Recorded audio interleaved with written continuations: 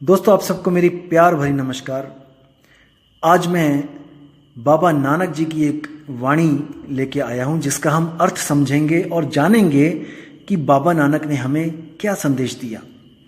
क्योंकि जैसा आप सब जानते हो कि हर संत हमें एक ही संदेश देता है, लेकिन हम मन के दायरे में रहते हैं, इसलिए हम समझते हैं कि अलग अलग संतों के अलग अलग पंथ हैं। जैसे सिख बाबा नानक को फॉलो कर रहे हैं, रविदासीय जो हैं वो रविदास जी को फॉलो कर रहे हैं, और भी जो पंथ हैं वो किसी और गुरु को फॉलो कर रहे हैं, और अलग अलग पंथों में अलग अलग समूहों में हम बट गए हैं केवल मन के कारण। हमारा मन एक नहीं हो पा रहा है, क्योंकि हम सब बड़ा करने में लगे हैं कि मेरा गुरु बड़ा, कि तेरा गुरु बड़ा, कि उसका गुरु बड़ा। जबकि गुरु जो स्वरूप होता है वो आत्म स्वरूप होता है, वो देह स्वरूप नहीं होता है। जो गुरु आत्म स्वरूप है उसमें आप कैसे जजमेंट करोगे कि कौन बड़ा कौन छोटा। जैसे पानी ग्लास में हो, चाहे घड़े में हो, चाहे जग में हो, चाहे कटोरी में हो, पानी में आप कैसे उसको अलग कर सकते हो। पानी में तो फॉर्मूला है पानी का H2O, 2 मॉलिक्यूल हाइड्रोजन के और 1 ऑक्सीजन का। आप उसको कभी भी अलग नहीं कर सकते। आप किसी भी बर्तन में देखोगे आपको वही H2O हाइड्रोजन ऑक्सीजन के मॉलिक्यूल बॉन्ड में मिलेंगे। तो आपने मन के आधार पर सबको अलग अलग कर लिया है कि ये थोड़ा बड़ा है, ये थोड़ा छोटा है। हाँ, लेकिन मैं ये बात जरूर करूंगा कि गुरु और शिष्य का ये तो भेद हमेशा ही रहेगा, क्योंकि गुरु कभी शिष्य नहीं बन सकता, शिष्य कभी गुरु नहीं बन सकता। लेकिन एक समय ऐसा आता है जब शिष्य भी गुरु बन जाता है। जैसे वाणी में आता है कि आपे गुरु आपे चेला, यानी कि वो स्वयं ही गुरु था और स्वयं ही वो चेला बन गया। मतलब कि जब हम आत्म स्वरूप से देखेंगे तो आपे गुरु आपे चेला उस आत्मा के लिए बोला जा रहा है कि वो आत्मदेव आपे गुरु, यानी कि वो गुरु में भी आत्मदेव बोल रहा है और आपे चेला चेले में भी आत्मदेव बोल रहा है। आत्मा ही आत्मा का गुरु और आत्मा ही आत्मा का चेला हुआ पड़ा है। तो इस वाणी को इसलिए बोला जाता है कि आपे गुरु आपे चेला। तो दोस्तों, आज हम गुरु ग्रंथ साहब के जो पृष्ठ नंबर 1153 पे जो वाणी है बाबा नानक जी की, उस पर हम आज विचार करेंगे कि बाबा नानक ने हमें क्या संदेश दिया, कहाँ पे परमात्मा ढूंढने का संदेश दिया। आपको बता दूं मैं कि आजकल कई स्वयंभू आत्मज्ञानी ये सिद्ध करने की कोशिश करते हैं कि कबीर जी, नानक जी और ये जितने भी संत हुए हैं इनको परम ज्ञान नहीं था। ये भी कहीं भटक रहे हैं, किसी सतलोक, कोई सचखंड, पता नहीं कौन कौन से लोक और कौन कौन से नाम इन्होंने बना लिए हैं आजकल। तो ये समझते हैं कि जो आत्मज्ञान इनके पास है वो किसी और के पास, किसी संत के पास है ही नहीं। तो देखिए बाबा नानक की जो वाणी है इसकी पहली लाइन क्या बोलती है, आत्म मही राम, राम मही आत्म, चीनस गुरु बिचारा। अब देखिए क्या बोल रही है वाणी कि आत्म मही राम, कि मेरी आत्मा में ही राम यानी परमात्मा बसा हुआ है। कि अगर कुछ पूजने योग्य है इस दुनिया में तो वो आत्मा ही है, क्योंकि आत्मा में ही मेरा राम बसा हुआ है। आत्म ही राम, राम ही आत्म, और मेरे राम में मेरी आत्मा बसी हुई है। बहुत गुप्त भेद है दोस्तों ये। जैसे आपने सुना होगा, बूंद समाना समुद्र में जानत है सब कोई, और समुद्र समाना बूंद में बूझे बिरला कोई। सेम वाणी यहां पर बाबा नानक के द्वारा बोली जा रही है। राम यानी समुद्र, आत्म यानी कि बूंद। आत्म मही राम, राम मही आत्म, चीनस गुरु बिचारा। कि मैंने अपनी आत्मा में ही राम को पा लिया है। और कैसे पाया, चीनस गुरु बिचारा। अपने गुरु के जो विचार हैं, अपने गुरु का जो ज्ञान है, अपने गुरु का जो विवेक है, उसके द्वारा मैंने अपनी आत्मा में जो राम बसता है उसको छीन लिया। कितना स्पष्ट है, कहां पर है यहां पे कि वो किसी लोक की बात कर रहे हैं। उन्होंने स्पष्ट बोला है कि आत्म मही राम, राम मही आत्म। बात ही खत्म कर दी है। तो सोच समझ के बोला करो। जो भी कोई इन संतों के खिलाफ बोलता है, प्लीज सोच समझ के, वाणियों पर विचार करके, विवेक लगा के तब अपने इस मुख से कुछ निकाला करो। अब आगे देखिए कितनी सुंदर पंक्ति लिखी है। अमृत बाणी शब्द पछाणी, दुख काटे हौ मारा। देखिए कितना सुंदर शब्द है कि अमृत बाणी। अमृत बाणी का मतलब वो है जिसको सुनकर मैं अमर हो गया। अब ऐसी कौन सी बाणी है जिसको सुनकर आप अमर हो जाओगे? क्या वो बाणी है जो गुरुद्वारों में चल रही है, या फिर कोई मंदिरों में चल रही है, या किसी नमाज में चल रही है? नहीं, क्योंकि ये जितने भी मंदिर मस्जिद गुरुद्वारों में चल रही है, ये 52 अक्षरों वाली बाणी है, ये बोलने वाली बाणी है, लिखने वाली बाणी है, पढ़ने वाली बाणी है। इसको पढ़ के आप अमर नहीं हो सकते। जिस बाणी की बाबा नानक बात कर रहे हैं वो अमृत वाणी है, वो स्वयंभू है, वो स्वयं से प्रकट होती है, वो स्वयं से ही अस्तित्व में है। उसको कोई लिख या उसको कोई मिटा नहीं सकता। समझो इस बात को। अमृत बाणी शब्द पछाणी, यानी कि मैंने उस वाणी को अनुभव किया जिसके द्वारा मैं अमर हो गया। कैसे अनुभव किया? शब्द पछाणी, गुरु के शब्द को जब मैंने परखा और उसका मैंने जब सिमरण किया, तब मैंने उस अमृत वाणी को अनुभव किया, जो वाणी जुग जुगांतर से बजती आ रही है। एक पल के लिए भी वो रुकी नहीं है। जो आदि सच है, जुगाद सच है भी सच, और नानक होसी भी सच है। उस वाणी को मैंने गुरु के द्वारा जब शब्द दिया गया, जो शब्द लिखने बोलने पढ़ने में नहीं आता, तब मैंने जब उसका सिमरण किया। सिमरण का मतलब ये नहीं कि मैंने उसको जपा। सिमरण का मतलब क्या होता है? सिमरण अक्षर आया है संस्कृत भाषा से, जिसको हम कहते हैं स्मरण। स्मरण ही सिमरण बन के आया पंजाबी भाषा में। स्मरण का मतलब होता है किसी को याद करना, ना कि किसी का नाम जपना। जैसे हम कहते हैं कि अपने अपने गुरु को स्मरण करो। जब हम कहते हैं गुरु को स्मरण करो, तो हम गुरु की मूर्त को ध्याते हैं। ध्याना यानी कि ध्यान करना, सिमरण करना, स्मरण करना, याद करना। लेकिन कई संतों ने सिमरण को क्या बना दिया? मंत्र बना दिया कि किसी मंत्र का सिमरण करना है। सिमरण यानी जपना है उसको। बिल्कुल नहीं।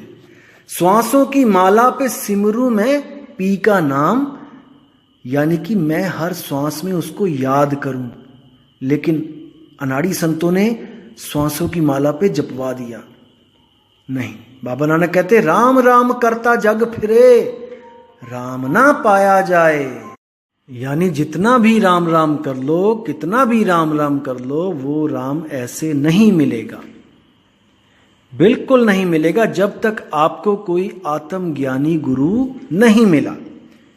राम राम करके आप भटकोगे ही। आज देख लो दुनिया भटक रही है, कौन कौन से तीर्थ स्थानों पे जाती है जयकारे लगाते हुए, लेकिन उनको ये नहीं पता कि जिसको तुम ढूंढना चाहते हो, जिसको तुम पाना चाहते हो, वो तुम्हारे पास ही है। वो कहीं पहाड़ों पे नहीं है पड़ा हुआ जो तुम वहां पे ढूंढने जाते हो। तो साहिब क्या बोल रहे हैं? जल में मीन प्यासी, मुह देखत आवे हासी, आत्म ज्ञान बिना नर भटके, कभी मथुरा कभी काशी। साहिब कह रहे हैं हंसी आती है जब समुद्र में मछली पानी को ही ढूंढने के लिए इधर से उधर भटकती है।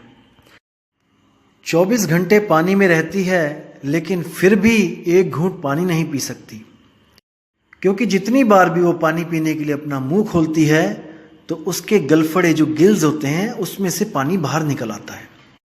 जितनी बार भी वो मुंह खोलती है, पानी पेट में जाने की बजाय गलफड़ों में से बाहर आ जाता है। तो पूरा दिन यही प्रोसेस चलता रहता है, और उसको जब प्यास लगती है तो वो पानी की एक घूंट भी नहीं पी पाती है। फिर क्या होता है? फिर वो तरसती है, तड़पती है और पानी के लिए भटकने लग जाती है। अब भटक भी पानी में ही रही है और ढूंढ भी पानी ही रही है और रहती भी पानी में ही है। कितनी दुविधा है।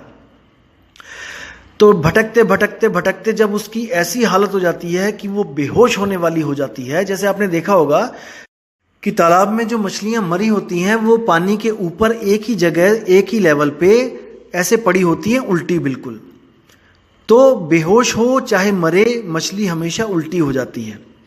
तो जब बेहोशी वाली हालत उसकी होने वाली होती है, बेहोश जस्ट होने ही वाली होती है, तो वो मछली उल्टी हो जाती है। और जैसी वो मछली उल्टी होती है तब उसके मुंह में जो पानी आता है वो सीधे उसके पेट में जाता है। उसके पेट में जैसे ही जाता है वो फिर चेतन हो जाती है, फिर उसको होश आता है और वो फिर ढूंढने लग जाती है कि ये पानी आखिर कहाँ से मुझे प्राप्ति हुई पानी की। कहने का मतलब एक जुगती के द्वारा उसको पानी प्राप्त होता है। वो जुगती क्या है? उलटने के कारण। इसी तरह कबीर साहब ने मछली को सूरत कह के बताया यहां पर कि जो सूरत है वो उलट नहीं रही है।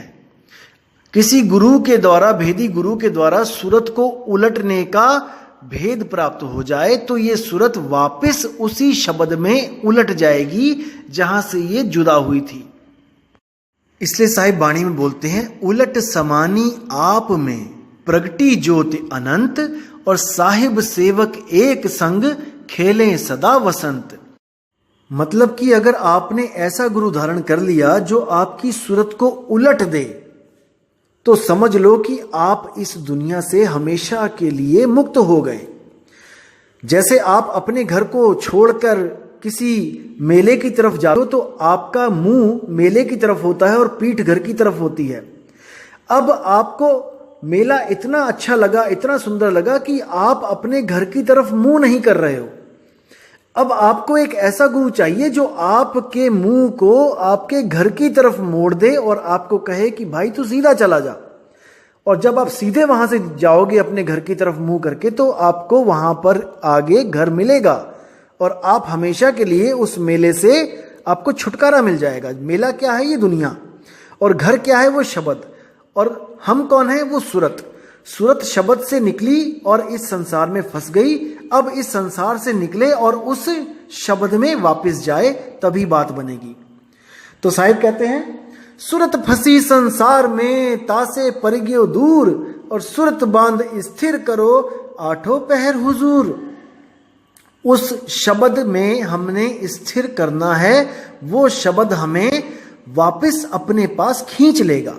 याद रखना दोस्तों, ये जब शब्द है सार शब्द, ये खींचता है, इसके पास खींचने की शक्ति है।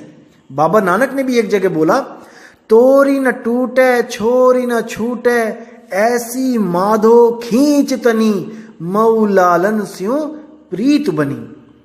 और साहिब ने भी बोला,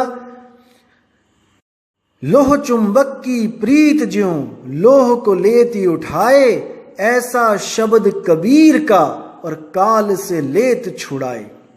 तो साहिब का जो शब्द है वो खींचता है, और जब वो खींचता है तो आपको कोई भी रोक नहीं सकता। आगे नानक साहब कहते हैं, नानक हऊ में रोग बुरे, जह देखा तह एका वेदन, आपे खसमे शब्द तुरे। मतलब कि मैं जहां पर भी देखता हूं हर जगह ईगो, अहंकार ही अहंकार दिखता है। कोई गुरु इस वक्त सत्य और असत्य को परखना भी नहीं चाहता। क्यों? क्योंकि हजारों की भीड़ उनके पीछे लगी है। अगर आज वो परख कर अपने रास्ते को सही करेंगे तो उनको लोक लाज आती है कि लोग कहेंगे कि गुरुजी आज तक आपको सत्य और असत्य का ही पता नहीं था, इतने चेले बना लिए, अभी तक आपने परख ही नहीं करी थी कि रास्ता सही है कि गलत है। तो इसलिए वो लोग इस लोक लाज के मारे खुद तो 84 में जाएंगे और आप लोग को भी 84 में लेके चले जाएंगे। इसलिए नानक जी कह रहे हैं कि हर जगह जहां देखता हूं वहां पे हौमे का रोग लगा है, अहंकार का रोग लगा है। जहां देखा तहां एका बेदन, जहां भी देख रहा हूं मैं एक ही दर्द है, सबको एक ही बीमारी लगी हुई है। आपे बख्शे शब्द तुर है, यानी वो परमपिता परमात्मा स्वयं आकर बख्शता है अपना शब्द, जिसको शब्द तुरै बोला है। यानी कि वो शब्द जो धुर से ही है, जो शुरू से ही है, जो कभी खत्म नहीं होता, बस वही शब्द को ढूंढना हमारी जिंदगी का मकसद है। अगर हमें इंसान जन्म मिला है केवल इसलिए कि उस शब्द को प्राप्त करना है। वरना ये मकान, दुकान, ये घर, ये बार, ये संपत्ति, सारी उम्र इकट्ठी कर लेना, एक क्षण में आपको इससे अलग कर दिया जाएगा, जैसे दूध में से मक्खी निकाली जाती है। इतना कुछ आपके पास आपने जोड़ा है, एक पल में वो सब पराया हो जाएगा। क्योंकि आपको जिस काम के लिए जन्म मिला था, आपने उसके अलावा सब काम कर डाले हैं, केवल वही शब्द ढूंढना बाकी रह गया है।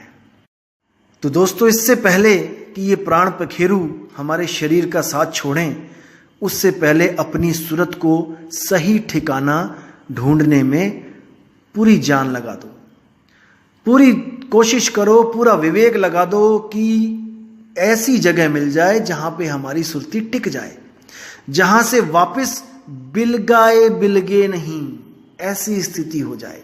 तब समझ जाना दोस्तों कि आपको मुक्त होने से कोई रोक नहीं सकता। आपको जीते जी मुक्ति मिल जाएगी। मर के मुक्ति की बातें ये सब झूठी हैं। आपको जीते जी अनुभव होगा कि आपकी सुरती सच में मुक्त हो चुकी है। अब केवल आपको शरीर त्यागने का इंतजार है। मुक्ति आपके पास है, अब केवल इंतजार है शरीर त्यागने का। तो साहिब कहते हैं, जिस मरने से जग डरे मेरे मन आनंद, मरकर ही तो पाइए पूर्ण परमानंद। यानी कि आप जीते जी उस मुक्ति को पा जाओगे, लेकिन आप फिर भी इस शरीर में कार्य करने के लिए उस सुरती को वापस भेजोगे, क्योंकि दुनियादारी के काम करने हैं तो बिना सुरती के तो होंगे नहीं। लेकिन जैसे ही ये शरीर छूटेगा, आप पूर्ण मोक्ष को प्राप्त हो जाओगे। अब सुरती को कहीं आना और जाना नहीं पड़ेगा। तो उम्मीद करता हूं दोस्तों, इस वाणी से आपको बहुत लाभ मिला होगा, आपको एक दिशा मिली होगी, एक मार्गदर्शन हुआ होगा आपका कि आखिर हमने करना क्या है, हमने कहां पर परमात्मा को ढूंढना है।